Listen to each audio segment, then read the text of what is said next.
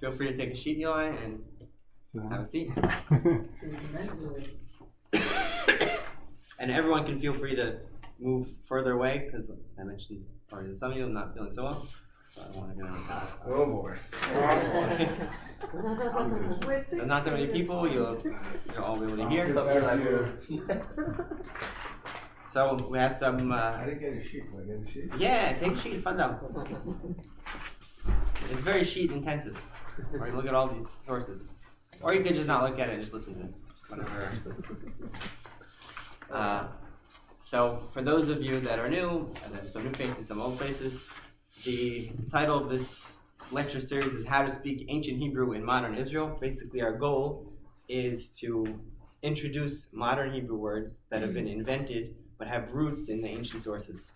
And on the way we'll learn some Hebrew words that maybe you didn't know, and also just marvel in the miracle of reviving the language, and also learn some insights into sources in the Torah, things that we are aware of, but see in a new light by getting a deeper understanding of the words. And for this night's lecture, the topic is nightlife.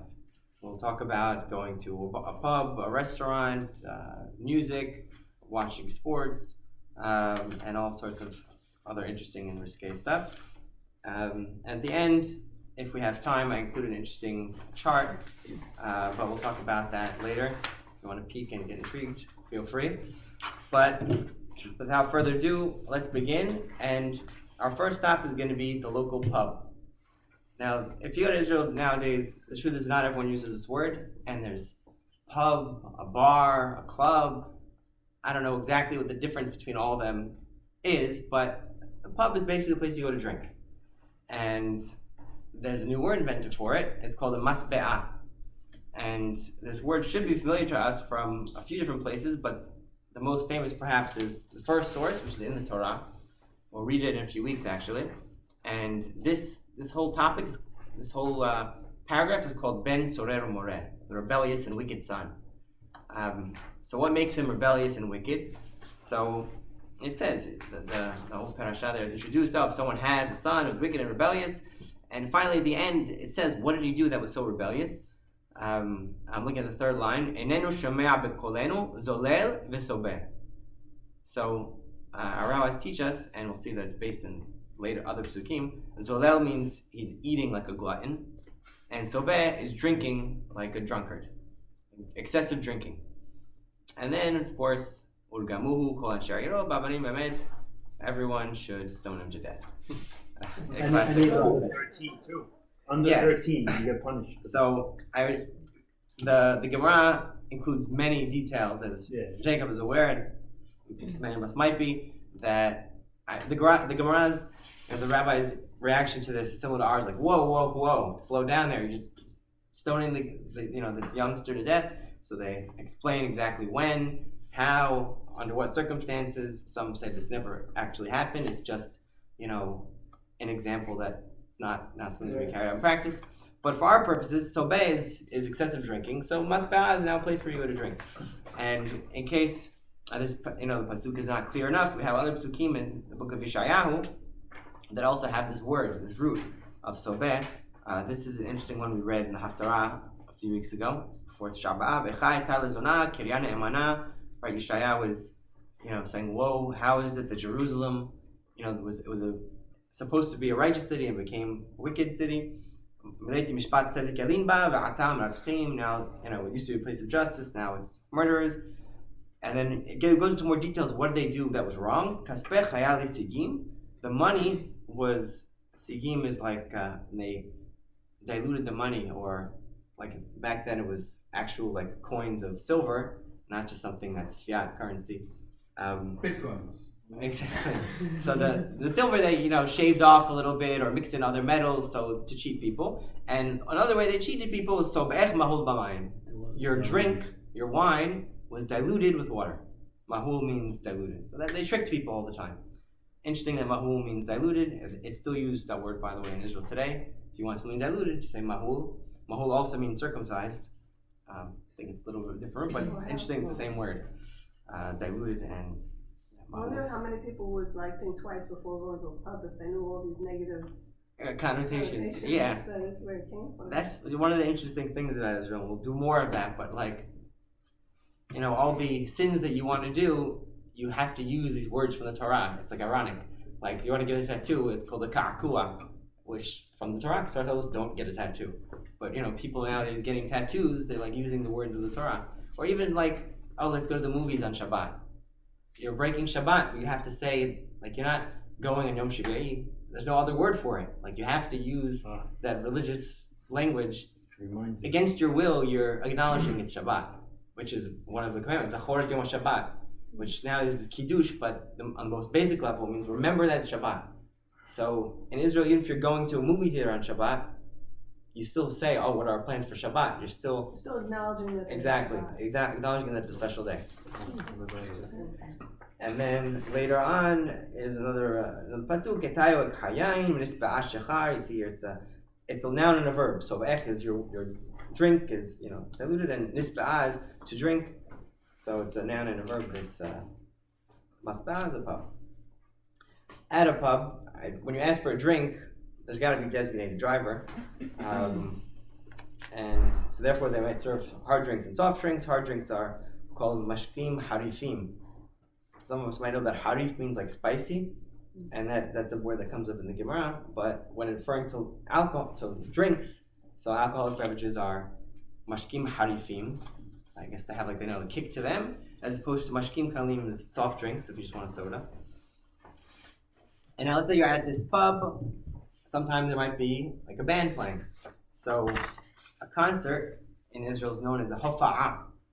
It literally means appearance, like to appear. The band is appearing. So hofa'ah, like someone tell you, I went to a great concert, halakti hofa'ah, haval al-azman. And this pasuk, this from Zot Beracha, we read on Simchat Torah, Vayomar Adonai Sinai ba, v'zarach misa'ir lamo, hofi'a mahar paran. It's talking about God. God appeared from Har Paran, from the desert, in order to give Bnei Yisrael the Torah. Paran is near Har Sinai. So we see here God appearing. So now this word, it means to appear, and nowadays it means a concert. That's the word that was invented. And who's playing the concert? A band. So this word lahaka appears only one place in the whole Tanakh. And I included the pasuk. And this is an interesting story. Shaul spends a lot of his later years as a king chasing David. Right? He has to stop David. He knows David is going to supplant him as king. And there's one time David is hiding, and Shaul sends messengers, and David is by Shemuel, the prophet. And what happens? Vaishlach Shaul malachim lakahat David. He sends messengers to arrest David. Vayar et lahakat haneviim nibeim. And then he sees a band of prophets prophesying. So Ulaka is a group of people. This is the only place it appears. A group of prophets. So in modern Hebrew they said, this is a word for a band of something. So a band of music. A band. That's Ulaka. Nowadays everyone in Israel uses it. Who knows that this is where it comes from. What's the regular word for group? Futzah, like a group of something. But a band should have its own word, just like in English, a band. You could also use it for like a band of animals or a band of thieves. You would say lahakat shodedim, something like that. Shodedim being robbers. But if anyone goes to a concert, the band is lahakat.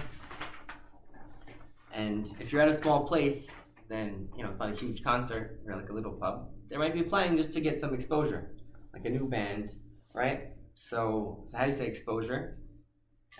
This is an interesting one. We're going to read, there's 3 words we're going to learn from this next source, which is in Bereshit. Just to recap the story that I'm about to read. Yaakov, he goes to Aram, he runs away to find a wife, and he works for Lavan, and after he works for his wives, he also works an extra 6 years to make money for himself. Not working for Leah, not working for Rahel, just working to get more sheep. And he makes a deal with Laban. He says, whichever sheep come out spotted or speckled or striped will belong to me, and all the plain sheep will belong to you, Laban. And that way it'll be clear, like, that no one's stealing, because you can tell which one belongs to who by what it looks like. And he comes up with this whole trick, this plan. I don't know what the science behind it, but basically he sets up these sticks, spotted sticks, and he puts them where the animals go to drink. And what the Torah describes is when the animals would cohabitate and looking at this stripe, like the spotted sticks, then they had babies that were spotted. And that's the story. I would read it every year. It's in Parashat Vayetzeh. And so we're getting into the technical details, so we'll see here how it's a treasure trove of words from modern Hebrew. So he took these different kinds of sticks, like branches from a tree. So what is the fatzel? It means to like, here I wrote pitzul is to split, but really here it means to peeling bark off a tree. That's why I included this picture. You see that picture of the tree? It's like there's some trees where you could peel off the bark and then underneath there's like a lighter color. So that's what he did. He like peeled bark of certain sticks so that it would look spotted because it's lighter. Right? You peel them off. Mahsof halavan, in order to expose the white.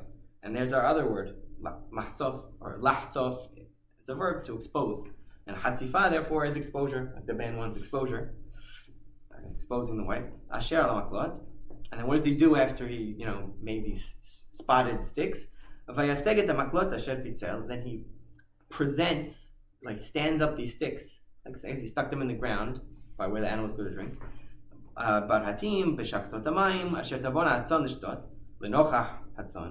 Where that's where the sheep would go and meet the other sheep by the water. And then they cohabitate, and later on it describes how they saw the spotted stick and they had spotted babies. So we had the pitzul, right? In modern Hebrew means to split, because really what's happening here is peeling, but there's another word for peeling that's typically used if you're peeling a fruit or something. Anyone know? Likluf. Klipa is a peel, like if you have or a shell. Klipa is like a shell of an egg, but the peel is the kluf. But this is a different kind of, it's more like to separate two different layers of something. And that's why, by the way, how do you say onion in Hebrew? Batzal. So bet and pei are related letters. It comes from the same, core meaning. Batzal is something that you peel, the layers. Just like peeling the bark off the tree that Yaakov did. So batzal is onion, and the fatel is to split. So if you need like a splitter, right? You have to plug in two things to an outlet, so splitter is a fatel. Or if we're talking about a band, like let's say the band splits up, inevitably a lot of successful bands in the end they break up. So halakha, patzla, they split up. And then vayatzeg tamaklot, he presented the sticks, or he stood them up. So that's a very important word in modern Hebrew.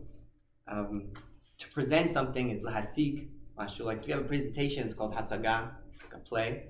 Or let's say you want to introduce yourself to someone. You're at the pub after all. It's to present yourself. So it comes from here. There are a few other places, but lahatzig is to present or introduce yourself. Lahatzig da'atzmecha. Any questions, comments? I love when you have one short pasuk, two psukim, and like a lot of words that, and these are new words, but it's just a different way of looking at what happened in the story to invent new words for modern Hebrew. Let's say like chashifa. Is there chasifa, yeah. There's a shortish to it, or these words are just pulled from? And there is a shortish. Het, sin, pe is the shortish. That's to reveal. To reveal, to expose. And there's another word that's similar. I should mention, like legalot, would be to uncover, and that's perhaps more familiar with the Torah, like gilui arayot, right? Uncovering nakedness. Or in positive, gilui shekhinah is divine revelation, like at Har Sinai. That's gilui. But that I would say is to reveal. Like Allah is to reveal. Expose is something a little bit different. Like you wouldn't say like a revelation is the gilui. Right, exposure to the sun, hasifa, or the banding for exposure. Or another word that I specifically didn't write down, and I won't translate, but it's a word that exists. Maybe you could figure out for yourself what it means. Hopefully you won't be going to a place where this is a form of entertainment, but there's hasfaniyot. You can figure out what that means. Type of female entertainment typically. comes from to expose, right? So, if you're going and there's a band, that's much better. We'll stick to the pub. Exactly. So the band on stage will have their magaberim, amplifiers, and lagbir is to strengthen something, make them stronger, right? Like gibura, gibor. And then you might be dancing. There's a rhythm. So rhythm is known as ketzev in modern Hebrew, or also like a pace of something. Ketzev, like let's say you're working really hard, you might say like ani lo yachol la'amod b'ketzev. That's it. I can't deal with this pace. It's too fast. So it's rhythm, like musical rhythm, but also like it's too fast paced. Ketzev mahir midai. And I love it, including Shir Shirim, because a lot of us are familiar with it from Friday night. This pasuk is describing someone's beautiful teeth. Your teeth are like a flock of kitzubot that just came from the wash. So what are these kitzubot? It's sheep, basically sheep that just came from like washing in the river or something, and they're all perfectly white and they match each other, just like teeth look beautiful when they're all matching and perfectly lined up in a row, and that's a beat. Therefore, ketzev is like something that is an exact copy, carbon copy, steady and consistent. And kula matimot, they all match, right? Matim is to match. Teomim are twins. I have another pasuk with the ketzev. Midah had ketzev ahad chulana. In that second pasuk from Melachim, this is describing something that was built for the Beit HaMikdash, the mechonot. Mechonot were these like fountains for washing hands, and those were they were built in the same exact manner. They all were identical, so that's ketzev. Here basically we see the Tanakh something identical, so that became like a beat. Interestingly, the word for a butcher that appears in the Mishnah is a katzav. So like chopping the meat with like you want all the pieces to be like the same size. That's why it's a katzav, but also like makes a beat when you're chopping the meat. That's an interesting circumstance. I bold the word mechonot because in this source it means like these fountains, but nowadays that's the word for machine. Mechonat, like mechonat kfisa is the washing machine. Mechonat, we mentioned last time, mechonat shikuf is that machine, the X-ray machine at the airport. Anyway, so mechonot are machines. Any questions? Any comments? No, but you said that the ketubot was like a pair or something. Like how do you say like a copy in Hebrew? Like you want to make a copy that's in an a otek. machine. Otek. La'atik is the copy. So an otek is a copy. Like when I printed these out, kama otakim ata tzarich. I'm the copies. I'll ta'atik mimeni, don't copy mine. Hey, watch it. All right. So any comments? So comment is known as a tiguva. I didn't include a source for this, but you might notice in the word the root gav. What is the gav? On top, back, no? Back. So when you answer back something, that's a comment. Tiguva. It's a noun that they turn into a verb. Lahagiv is to comment or to respond to something, and tiguva is like a new noun that means a comment or response. This is very important. Like for example, you're on Facebook or Instagram or Twitter or whatever. Like someone has a post and you want to comment, so that's tguvat. Like if you're reading something, it's takil bat tguvat. Like look down in the comment section. Tguvat. As an important part of conversation. Also, we'll get to more conversational stuff. But not to be confused with reply. Ma'aneh is reply. Like you use this if, let's say the band was like really upset after the show. They're like, they didn't like, there was no reply from them. So that's lo haya ma'aneh kahal. Kahal is an audience, like congregation. Or for example, like I volunteer for Hatzalah, sometimes they say on the radio, like there's a call, there's an emergency, and like no one has answered, so they like want to emphasize the radio. The lo ma'aneh, hetkef lev or dom lev, like cardiac arrest, and no one has responded yet. Ma'aneh is response. It's a different kind of response, like first responder, that kind of response. And this pasuk, This pasuk is from Mishlei, but it's an important part of our prayers on Yamim Noraim. לאדם מערכי לב ומאדוני מענה לשון. לאדם מערכי לב. So, מאדוני מענה לשון. מענה לשon here just means like, raising your voice. But there needed to be a word for, reply, so it changed its meaning in modern Hebrew. The root word of ma'aneh. It's the same root as la'anot. Like, if I have a question, To answer. la'anot is to answer. So, ma'aneh is a reply.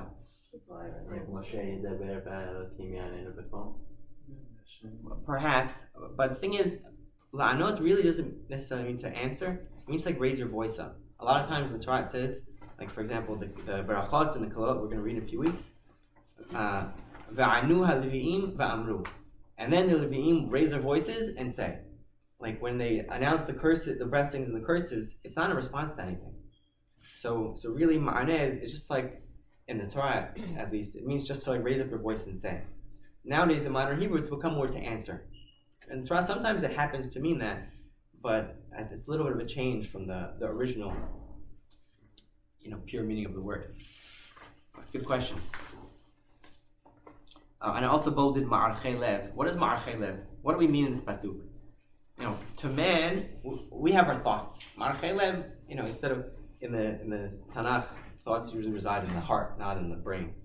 So, like the thoughts, the things that we want to say, that's ma'archei lev. That's within our power. But speech, we can't even speak them without God's help.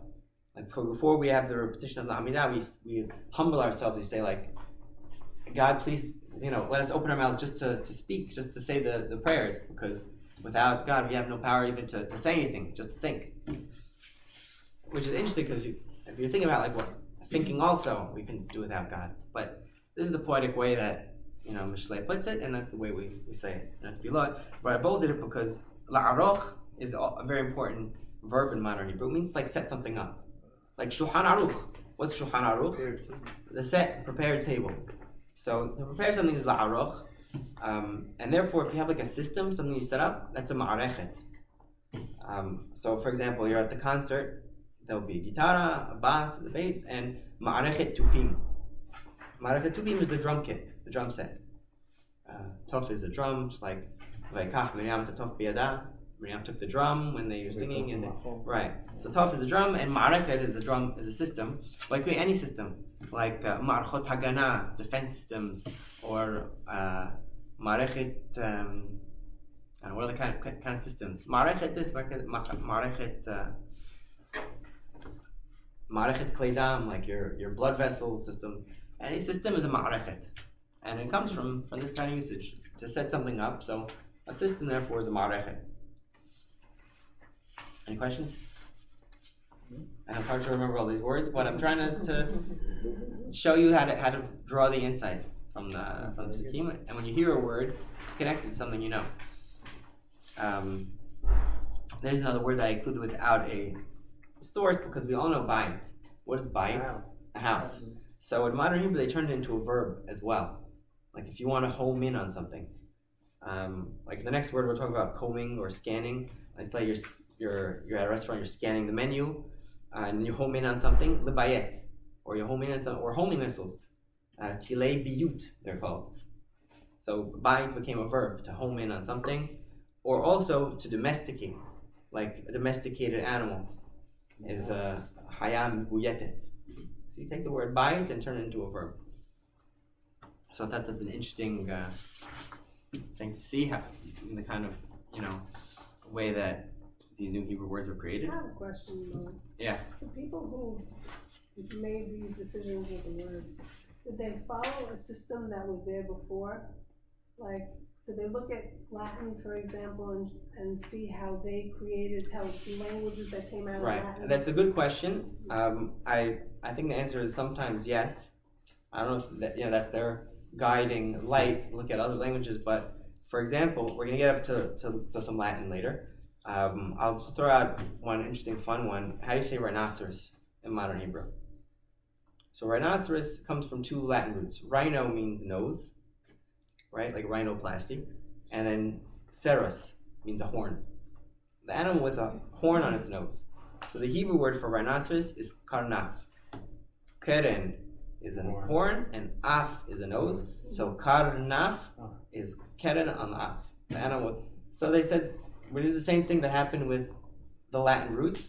Use Hebrew roots, and you have a new word. Or last week we talked about lenses, right? And the Latin root comes from lentils. It's shaped like a lentil. It's the same thing. You know, the Hebrew root, the shape is adashim. So adashot was a lens. For those of you that missed last week. So, yeah, definitely in many cases you can see it. And we're going to get to one more example. So we'll see when we get to that example. I mentioned, okay, you're scanning the room, right? Or scanning the menu, scanning the room to see someone that you're interested in. I don't know. So modern Hebrew, to scan is the srok, which is a word that exists in the ancient sources. We'll get into it. In the ancient source, it means to comb. So to comb is similar to scan. Like, you know, I combed through the whole house, I still didn't find it, right? So that's the scan. But it also means like when you're using a scanner. Like lisrok et daf. When I'm scanning this page, I would use lisrok. You're scanning something. And I'm going to paraphrase this story, but it's a very interesting one from the Gemara. And this story, there was this Rabbi Rabbi Zera who lived in Babylon. So Rabbi Zera hava kam mishtemit mid Rabbi Yehuda. The Ba'al ibn Isaac Ra'ad Israel. Rabbi Zera lived in Babylon, like I mentioned, but he wanted to move to Israel. And one of his teachers, Rabbi Yehuda, so he was avoiding his teacher. Why was he avoiding his teacher? The Amar Rabbi Yehuda kol ha'oleh Bavel le'eretz Israel over ba'aseh. Whoever moves from Bavel to Israel is actually sinning. Shnei Amar Bavel yuva'u v'shama yihiyu. The prophet Jeremiah, Yirmiyahu, when he was prophesying the destruction, he said, you're all going to be brought to Bavel, God says, and that's where you will stay, as a punishment. But this rabbi said, it's not just a punishment, it's actually a commandment. We have to stay in Bavel. And he was living in Bavel, this is, 700 years later. But he understood that until God, explicitly says that we can leave, we can't leave. Bavel specifically. So for anywhere else, you do whatever you want, you go to Israel.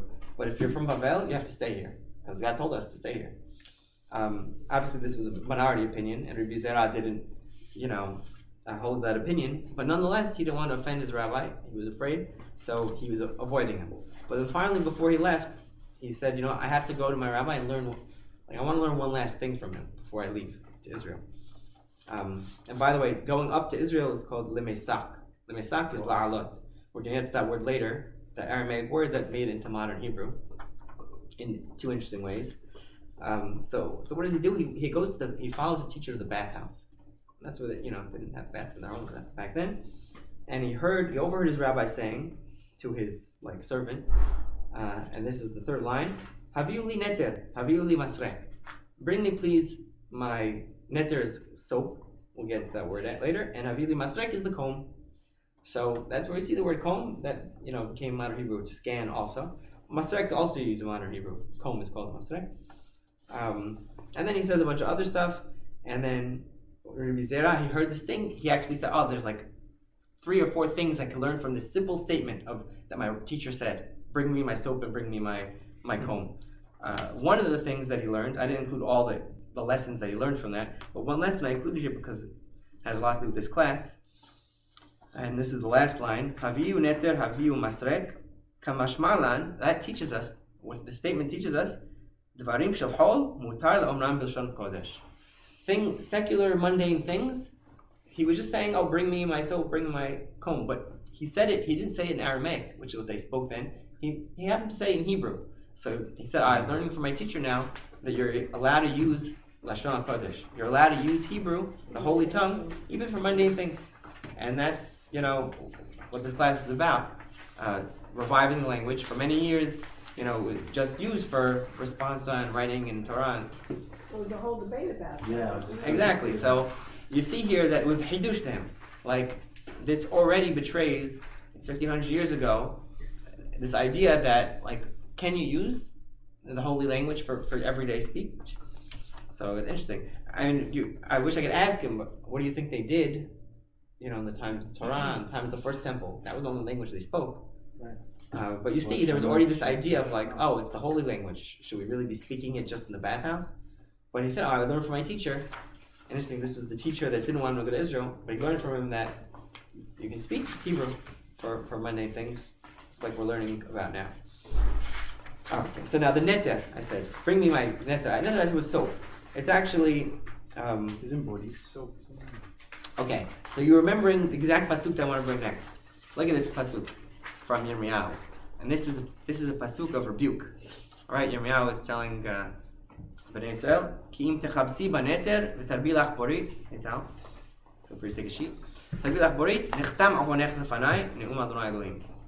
Even if you try to launder yourself with neter, which I looked it up, basically it's sodium carbonate.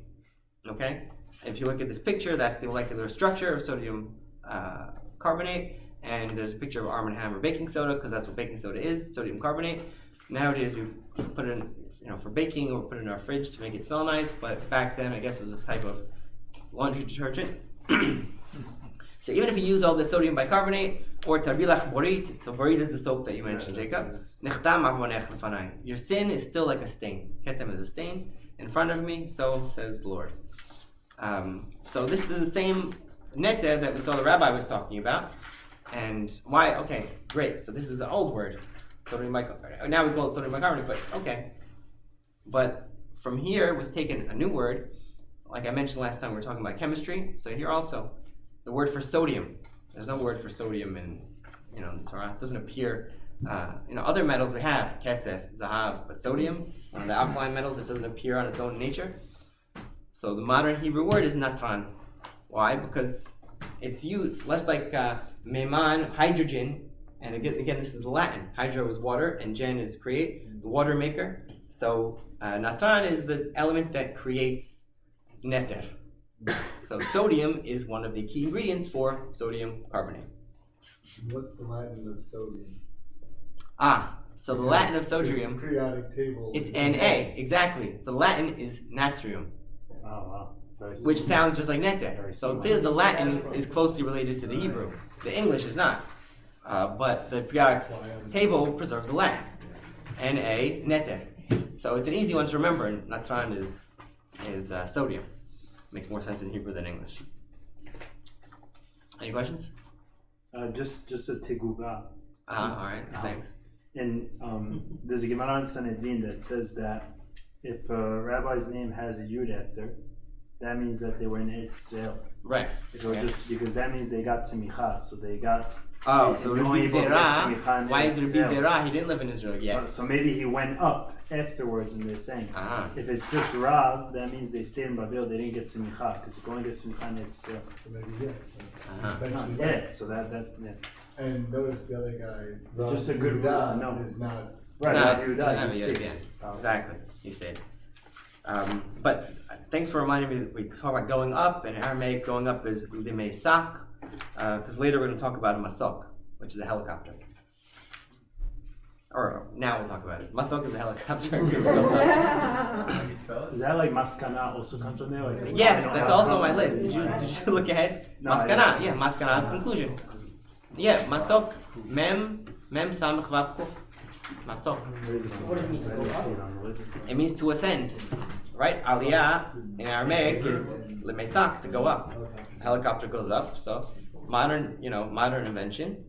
Take a word from Aramaic, classic. What's the Aramaic word? Lemesak. Lemesak means to go up. Lamed mem sadiku. Well, limesak, the lamed is for the infinitive, Right. like la'alot, limesak. It's on the bottom source on the first page. It talks about someone making aliyah, going to Israel, and it uses limesak, la'al Yisrael. So since we mentioned the sodium, you might want to know if there's a lot of sodium in your food when you go to a restaurant. So the next place that we'll talk about after the pub is the restaurant, which is a mis'ada. I think a lot of us know this, but I'm going to bring the source. And from the same story, we have another word which is compliment, which you might want to use at a restaurant. I'll give my compliment to the chef, or something like that. So this story, anyone know what the story is? Bereshit Yud Hayat. There was a little typo in the Pisukim, hey until Hayat, I put the dash before the hey. But anyway, this is the beginning of Parashat Vayera. Abraham is sitting outside of his tent, and all of a sudden these guests appear. He doesn't know that they're angels. And then he says to them, "Oh, I'm gonna like." He hurries to get them food. Eat to your heart's content, and then you can go and continue on your way. So sa'adu from here is the root of mis'ada, place where you eat to your heart's content. Alright, we'll do as you said. Then he runs to get the food, get sarah, get the thing. And what does he serve them at the end? This is the last pasuk. Vaikach hem'a v'halav. Hema, what's hema? Butter and milk, and then and also the meat. Exactly. So in modern Hebrew, a compliment is a hahma'a, comes straight from butter. They turn butter into a verb. To compliment someone is to butter them up. So lahmi is to compliment. And if you're at the restaurant, you might want to give a compliment to the chef if the food's good. Interesting, about this story. The rabbis talk about it that he served the meat and milk together, right? He prepared meat and also the butter and the milk. So interesting discussion about that. Anyway, they didn't eat it, but something to look into further. You get given the menu. How do you say menu? At the restaurant? Tafrit. So why is it called tafrit? So I brought this word or this root pei resh tet appears many places in the Torah and specifically in the Mishnah more and the Gemara. Prat is like a detail. So the front is like to specify every little thing, and that's what a menu does. This source that I brought is from a sechet from Yom Kippur, right? Tzarich lifrot tahat. Rabbi Yehuda ben Baba says, when you when you confess, you have to say specifically what you did wrong. That was his opinion. This is the proper way to do it, to say specifically. There are other places in the Gemara where the front means something a little different. It means to give change. In Masechet Shkalim, like everyone has to bring Mahasita Shekel. So there's all this discussion about like getting change and giving change, and it's used in modern Hebrew also. So it's not really a new word, but the front, or you ask him like, Terchol frotli esrim shekel, like I have 20 shekel. No, it's a question. That's peruta you're thinking? Yeah, a peruta is like one, yeah, Which is usually detail. All right, but the front is to give change, not change like odef. That's like change. It's like Change out. exactly change out the front. Get 2 tens for 20. Exactly, 2 tens for 20 is the front. It's not like machlik or exchange. No, because it's different. It's no different. Can you say lifrot? Can you elaborate? Elaborate lifaret. Lifrot is to give change. Lifaret is to elaborate. That's how you know you're in like. Can you elaborate on that? You're trying to like, just anyway, sketch your way through something. Who gives you the menu? The meltzar. Most of us learn this in school, but the pasuk where it comes from is very interesting because it really is a waiter in this story. Where do you have a waiter in the Torah or in the Tanakh? It's the story in the beginning of Sefer Daniel.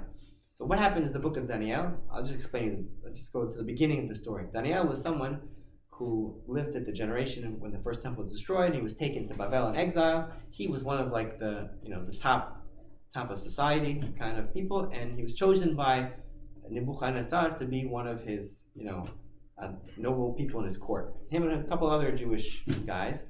And as soon as they got there, they were in for trouble because everyone in the king's court has to eat the meal that the king serves, which was not kosher. So Daniel asks, Vayomer Daniel ela meltzar, the person that served them the food, the waiter, Asher minasar says, Daniel, nasna tawadecha yamim asara. He said, give us a test for 10 days. He said, don't give us the regular meal. Give us v'yitenu lanu min hazeroim. Just give us like the seeds, or the commentators explain like legumes. Like, okay, that stuff we can eat. It's fine, just vegetables. Like, don't give us the regular meal that everyone give us the kosher meal, give us the salad. And like the concern was you guys are gonna be weak, you're not going to fulfill your duties if you don't eat the meal that you're served. So all right, give us 10 days and see if that's true. And of course, after 10 days of just eating the kosher salad, they still performed great and they looked great, and they were allowed to continue eating the kosher meal. So that's meltzar. Beginning of veganism, right? Yeah, I guess so. This is what they had to do. The first time, someone's on a foreign land, and he wanted to keep kosher. And I put the next word next to meltzar because I don't think, like, okay, what's the root of this meltzar? And I think it comes from another word we have in Mishlei, Lavin Mashalum Litza, Divrei Hakamim V'Hidotam. This is one of the very first psukim in Mishlei. Mishlei is a book of Proverbs, right? So at the beginning of the book, the author, Shlomo Melech, writes, this is why I'm writing this book, in order that you shall understand, you shall know, you'll be smart, and in order to understand Lavin Mashalum Litza, to understand Proverbs, and what is Militza, some type of, smart advice. The modern Hebrew hamlatza is related to this word. It means recommendation, and I think that's why meltzar is coming from a related word because he's the one that makes recommendations. What do you recommend? Oh, the soup today is great. I like the sea bass with the chopped potatoes, but for some reason we always think they know what we're talking about. So that's hamlatza, and like this comes up plenty, so much in modern Hebrew. Like if you want to ask, you're moving to you're looking for a new job, and you have like a previous employee, you ask him to give hamlatzot. Like, oh, can you give me hamlatzah? Write me a letter of recommendation or something like that. So there's recommendation, but then there's like a suggestion. This comes up like, in conversation, like you want to suggest, can I suggest something? So a suggestion is hatza'ah. And this word is definitely the kind of word that deviated from its original meaning, but for purposes of, it's interesting that this word doesn't appear anywhere in Tanakh. Like we had the story of Abraham and like serving his guests. It doesn't say he offered them, just he put food in front of them. And that's like how everything works in Tanakh. There's not like suggestions, all these nuances of like interactions. But in modern Hebrew, we have more nuanced way of describing interactions. So we have suggestion to offer something. So this pasuk, it talks about, it's an analogy of a sheet, like on a bed, being too short. So, like it's too short, I can't spread out on the sheet. Ki katzar ha-matzah mehistareah. Matzah is a sheet. A sheet on a bed. And in modern Hebrew, they turn this matzah to a suggestion, because when you suggest something, you offer something, really, and you spread something out before someone, like, can I offer you something? You spread it out, lehatziyah, just like you spread out a sheet. And that's a suggestion and offer. So that's hatza'ah, lehatziyah. Something you might be offered. Samim. Spices. So samim is spices, and we're going to see the pasuk that many of us are familiar with because it's in the prayers in the Ketoret. But samim in modern Hebrew, and you could argue even in the Torah, means more generally drugs. Any kind of drugs, recreational drugs, prescription drugs, any drugs are samim. And we have this pasuk, Vayomer Adonai Moshe, Kach lecha samim, go take some drugs. And then it explains which drugs. So these drugs basically are spices used for incense, because that's what happens later, right? V'asita ota ketoret, make a ketoret out of it. Rokach maaser rokeach, mulach ta'or kodesh. So yeah, I think it's related to bisamim, right? Bisamim is less ambiguous. No? It's with the sin. Sin. Right? Sin and samech are related. We'll see later an example of where it uses both, where it changes. But basically, yeah, bisamim, even today, is perfume, spices. Samim is today more general, any type of drug, any type of medicine. Sometimes in the Gemara they use it for dye. They use it to make dye. Seba is dye, but they use samim to make dye. They cook it. Right. It's type of herb, and herb, because that's where drugs come from. That's where medicines come from. So that's samim. And in the pasuk, how do you prepare the ketoret? Rokach ma'aser rokeach. So the rokeach is to grind something up, and so a rokeach nowadays is a pharmacist, and a beit markahat is where you go to get medicine, to get drugs. Beit markahat. I bolded ketoret because what is ketoret really? It's incense. You burn the spices to make like a plume of smoke that smells nice. And the word for a locomotive is a qatar, because a locomotive is like a steam engine. And I have this picture of a train on the side. Nowadays, many trains don't run on locomotion. Electric, like they're switching the trains in Israel now over to electric. But anyway, it's just something to know.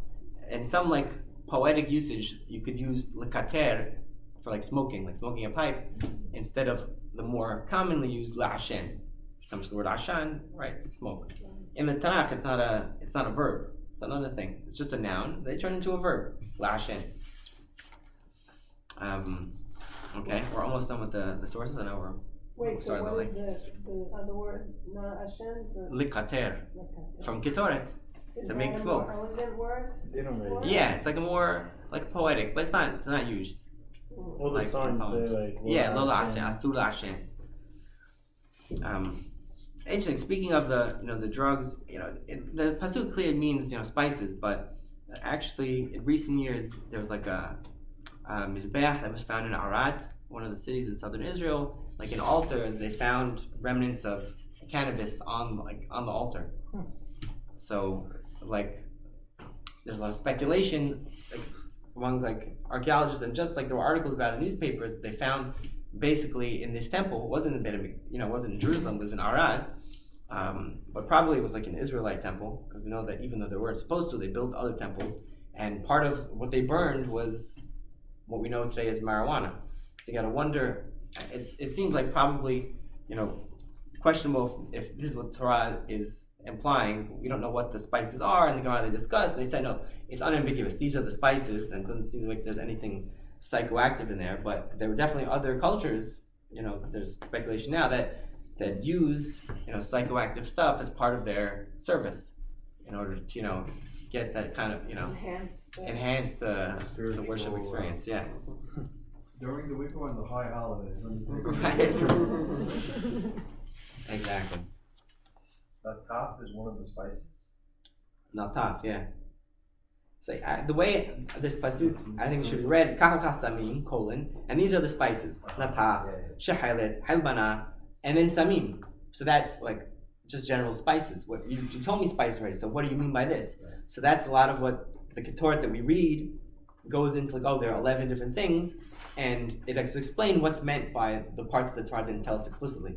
Because the Torah only lists 5, but the Gemara says no, there's 11. When it said samim, it really meant this one that aren't mentioned in the pasuk. So is the word samim being used twice in the same pasuk in different ways? At one time, it means take these spices, take these drugs, and the next time, this spices. It's like when you have ingredients, and it says a bunch of ingredients, and then it's a spices. Right. Okay, which ones? So the Torah did the same thing. It's like this, that, spices. Okay, so I have no idea what's in this, basically. And that's why the Gemara tells us what it meant by spices.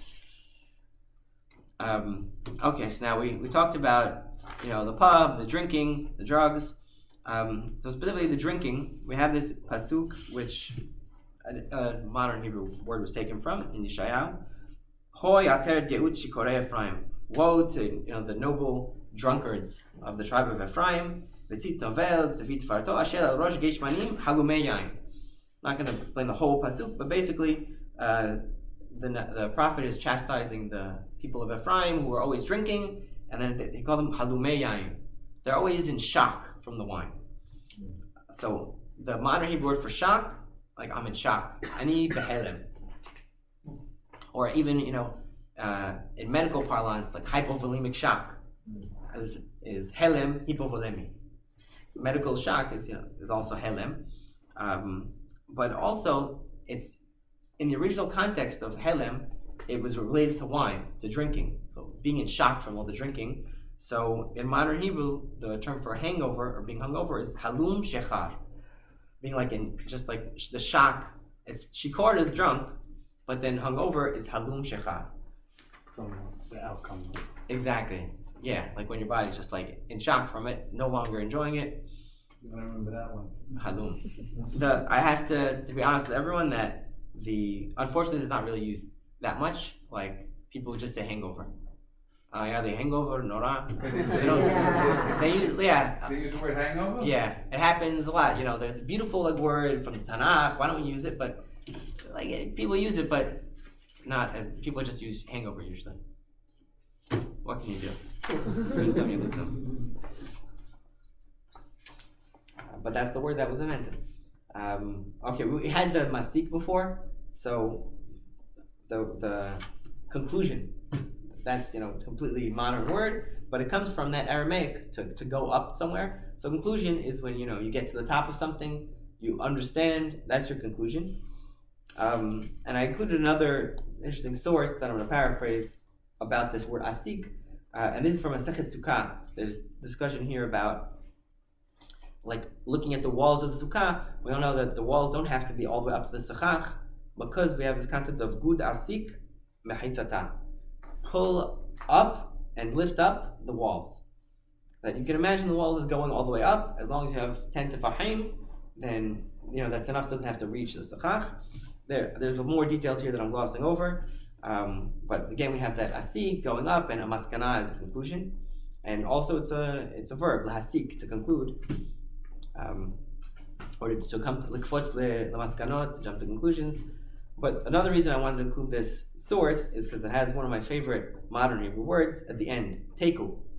And anyone who has learned Gemara in a yeshiva setting, so you come across this word a lot. It's when there's a question that can't be resolved.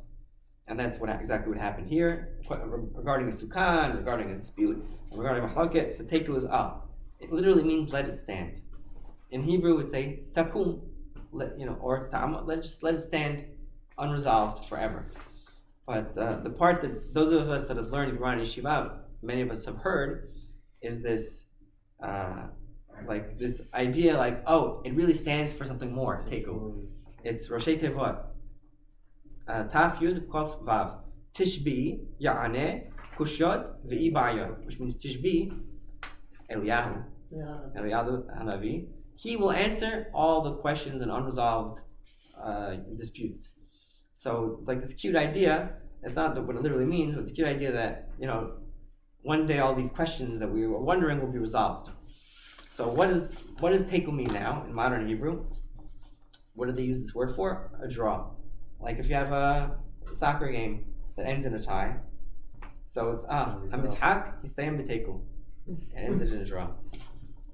And many people use this, all these words, they don't know where it comes from, but it's very interesting, and especially if you ascribe to that extra meaning, oh no, it really means that Eliyahu Navi is going to answer it. So there's this joke, Eliyahu Navi is going to say who won every soccer match, who won every football game that ended in a tie.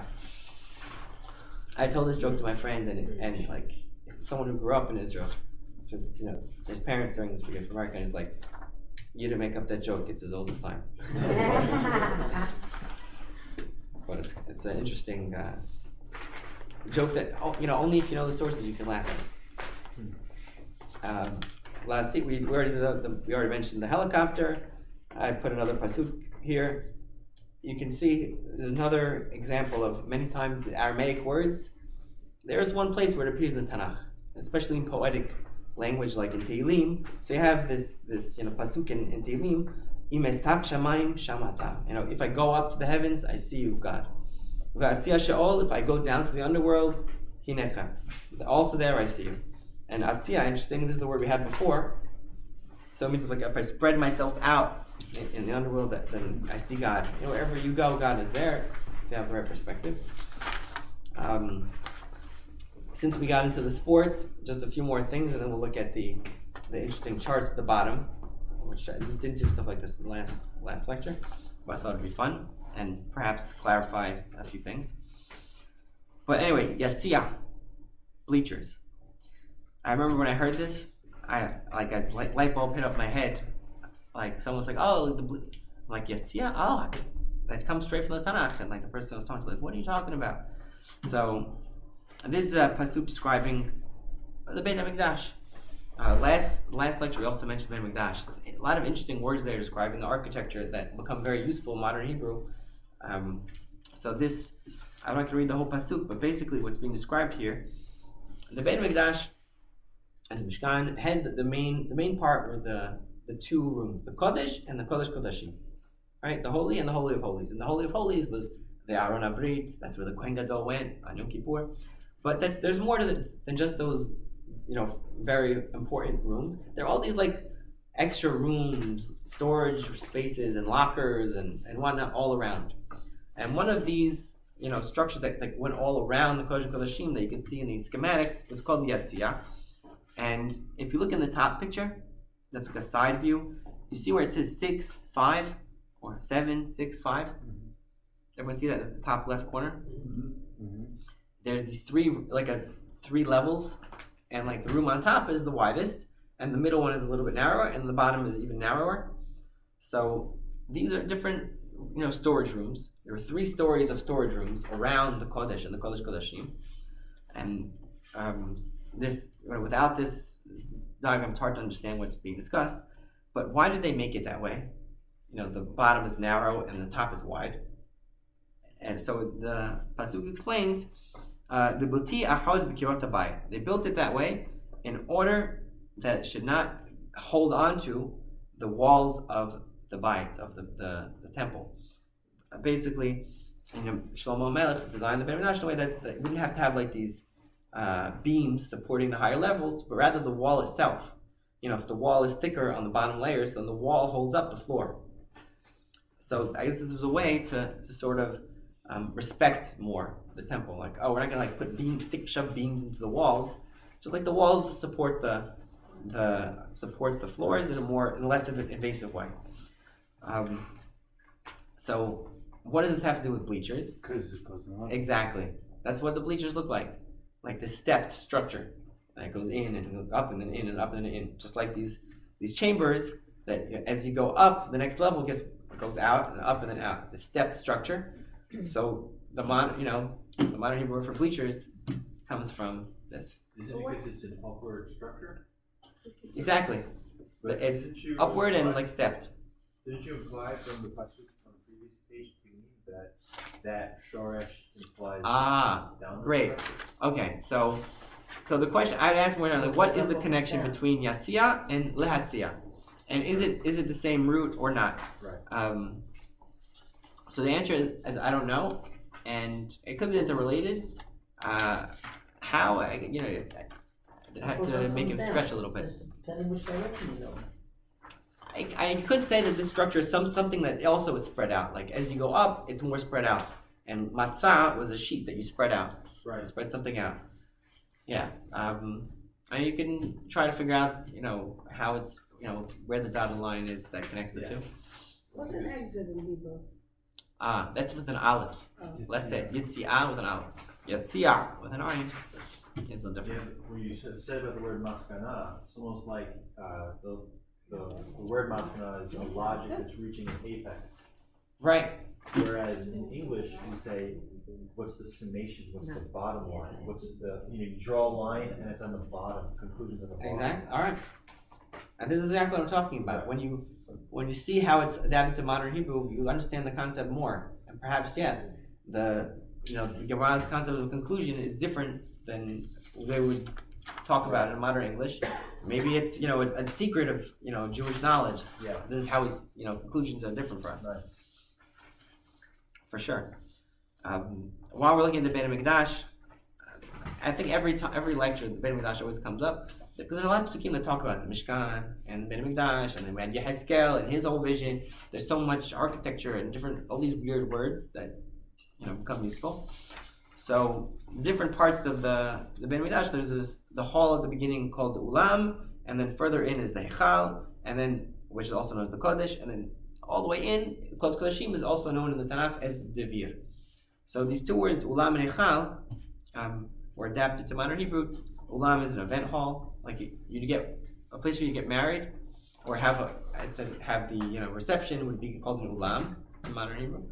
That's good to know. It comes from a part of the Beit Mikdash, so just like a big hall. And Heichal is an auditorium, or like a cultural center. For example, in the cultural center is called Heichal HaTarbut. Tarbut is culture, so like the culture center, which is really arbitrary. Like both of them kind of mean the same thing. And the Tanakh is just like a big, wide room. So arbitrarily, they said, all right, we need these, like there's different types of rooms these big places that we deal with nowadays. So they just pluck different words and voila, modern Hebrew. And that's the end of our source-based section for the day. But I included one last thing. If we're talking about sports, like some people like trash talk before the game, or, like, oh, we're gonna beat you, we're gonna demolish you. So there's this concept, this phrase that comes from the Tanakh that's used today. Ali talil hoger kim fateh. What does that mean? Halel is praise, right? Like say Halel. So yitalel is when you praise yourself. So don't praise yourself and start, grandizing yourself when you're a hoger. What is hoger? Hagura is a belt. A belt. Or hagurat b'tichut is a seatbelt in a car. So putting on a belt. In ancient times, that's what you did before you went out to war. You gird your loins. You put on the base like this belt with like the holster for your sword. That was part of putting on your armor. Okay, putting it all. Put on the armor, getting ready to go out. Mifateah is like liftoah, taking off the armor, taking off the sword and all the equipment. So when you're just going out to war, al yitalel hoger mifateah. Don't praise yourself when you're going out to war as if you already came back and won. Mifateah implies that you won, because if you lost, you wouldn't be there at all. You'd be dead.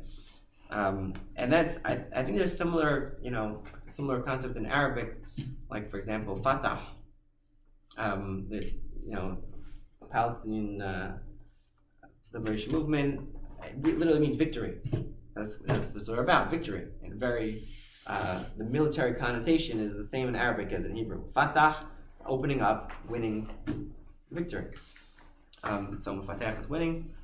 The English that I perhaps would, caps the idea, don't count your chickens before they hatch. As how do you know that?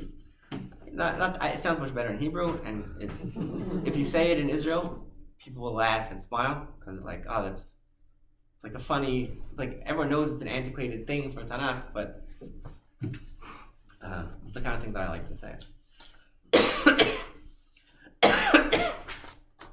And the story, just if you're interested, that this this phrase comes from, it was a war between Aram and Israel, between Aram and Israel, and the king of Aram was the one that was making all these claims and threatening, like, oh, we're going to pulverize you.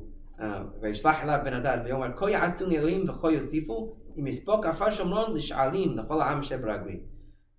we demolish Shomron, the dust will not be even enough to stick to the feet of all the soldiers that we have. We like outnumber you like crazy.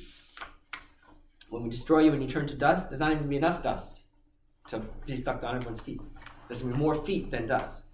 Vayan Melech Yisrael vayomer daberu al yitholel hogen kufatech. He said, don't praise yourself when you're still going out there. And of course, in the end, Israel won. He was so confident in himself, the king of Aram, that on the eve of the battle, they were like all the nobles and the generals and the king were just drinking in their tents. And then Israel came, surprised them, and defeated them. So that's that story.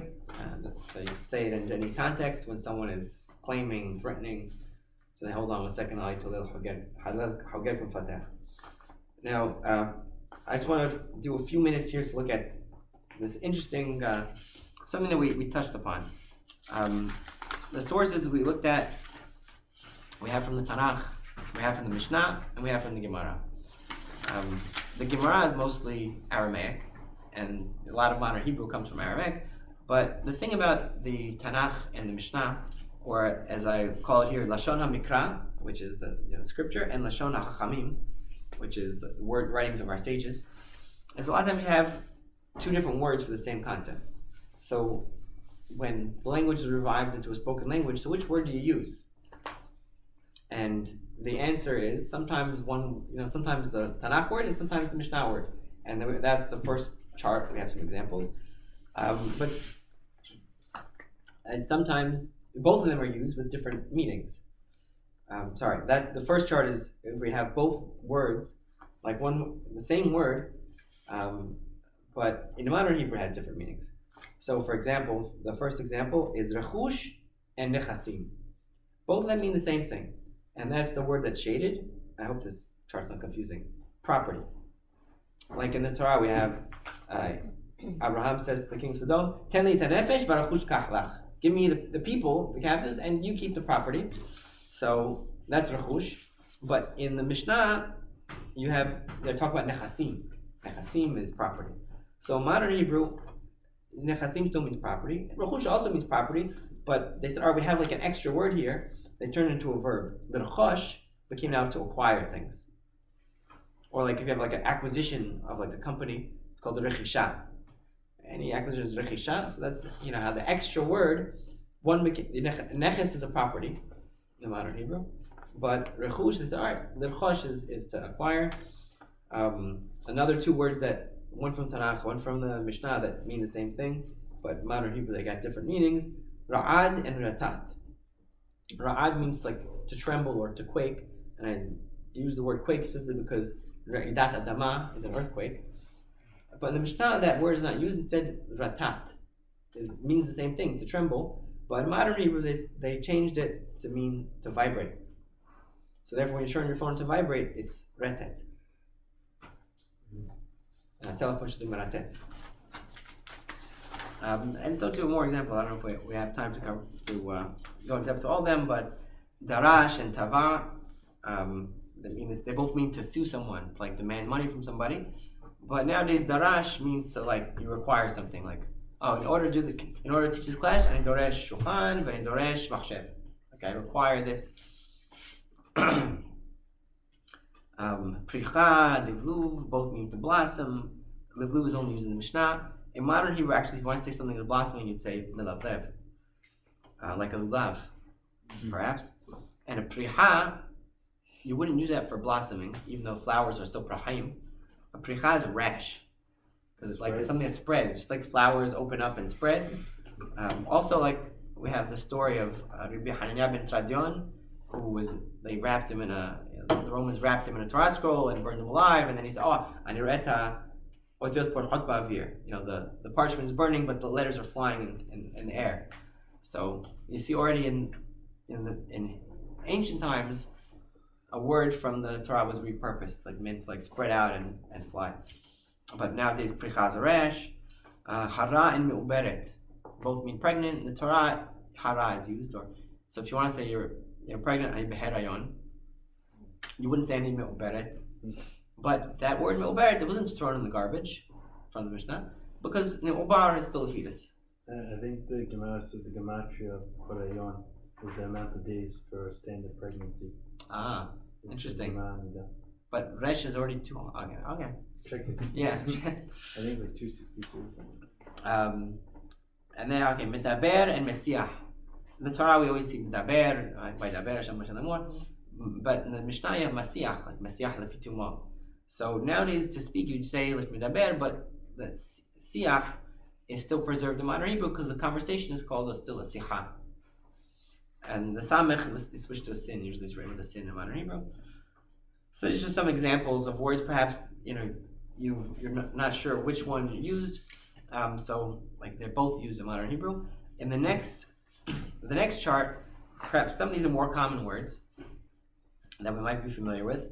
And it's interesting how also both are used, but one really is used in the day-to-day conversation, and the other is like a more poetic way of saying things, or really just used for like with a religious connotation. Like for example, shemesh, sun. In the Mishnah it's called hama. And nowadays nobody says hama anymore. We say shemesh like it did in the Torah. Shemesh, yes. But for religious terminology we still use it because that was the language of the Chachamim. Like netzah hama is the sunrise. We still use hama or skiyata hama. So because it's the language the Chachamim use it. Or the next one, Bekata Levana. We don't say Bekata Yarayah. We use the terminology of the Chachamim, of the Mishnah, even though daily use we use Yarayah from the Torah, from the Tanakh. Ot and Siman, they both mean the same thing, but in the Torah it's always Ot, and we talked about La'otet, the signal. If you're in your car and you're signaling, it came from La'otet. But Siman is usually if you want to say a sign. Like if you're sick, what signs you have, what symptoms. The signs are simanim, or symptoms are tasminim. They changed a little bit to mean something similar. Tachshitim are jewelry, even though the Torah, in the Tanakh it's called adi.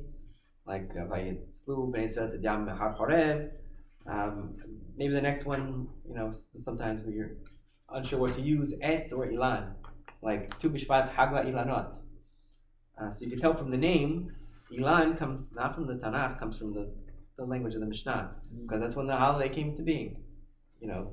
Later on, Tu B'Shvat.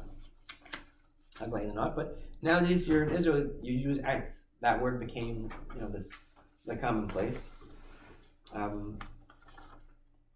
Anachnu and anu mean the same thing. The Tanakh used anachnu, but the Mishnah shorted to anu, and therefore, when our berachot, we usually say anu, or our prayers. Hanerot halalu anu madlikim, not anachnu. Kisil and tipesh. So tipesh is the one we use nowadays for fool or stupid person. Even though the Tanakh is Kisil, Azpanim, and Hatzuf. There's no Hatzuf in the Tanakh. How does it come to a common word? Hatzuf, Chutzpah, right?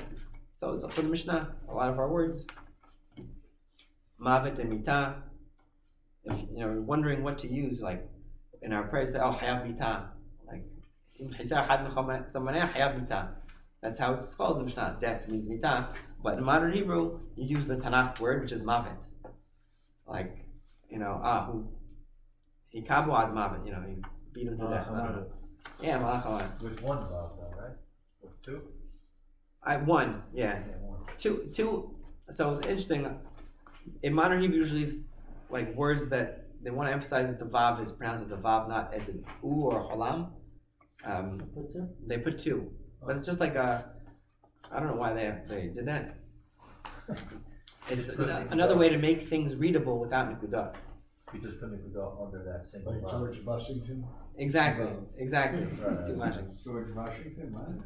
So when you see two vavs on a street sign or menu or anything in Israel, it just often they change the spelling just so you know that it's not a halam or a kubutz, shuruks. Sorry. You see that a lot of the Tehillim too, no? What?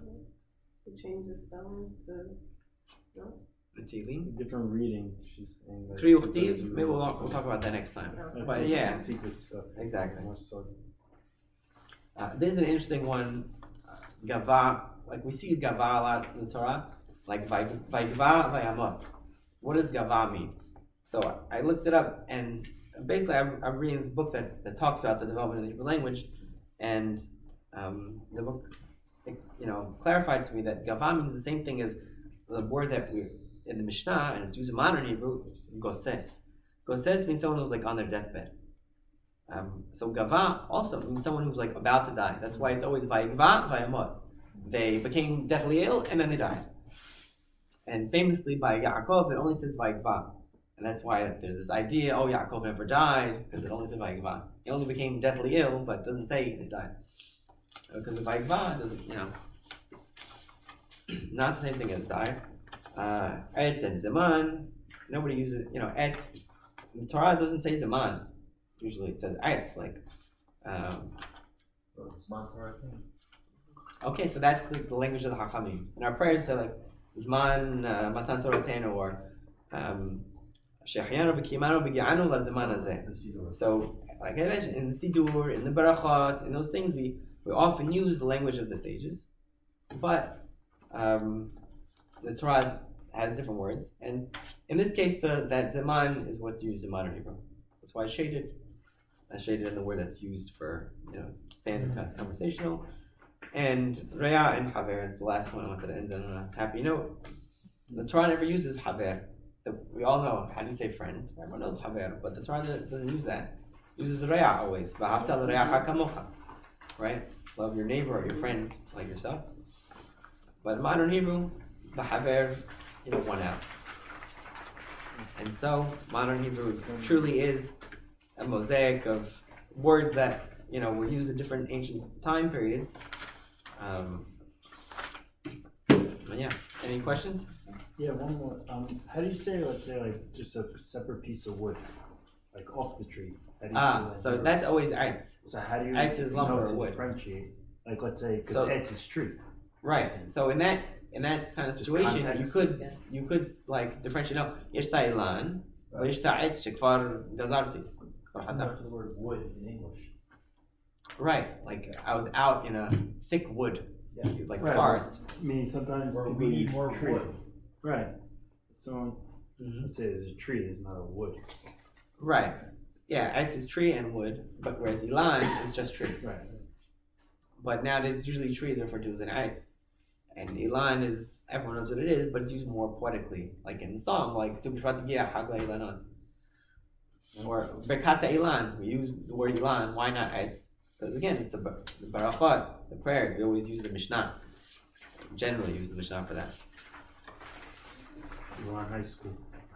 Ilan High School. If you look at Elan High School's, I'm just thinking It's of a that. tree. Yeah. But Right. look at, you ever see their logo? No, I never over on analyzed. Check out their logo. Ilan It's is a also tree, a popular no? name. I'm saying. What? Ilan is also No, now like in a other popular name. words, it's spelled Elan in English, Right. and then Elan also, and it shows you. Oh, also in tree, Hebrew. the Yeah, tree. E or whatever. I don't know. Just see it every week. So. Right. Thank you. I hope everyone enjoyed. Thank you, very So, interesting.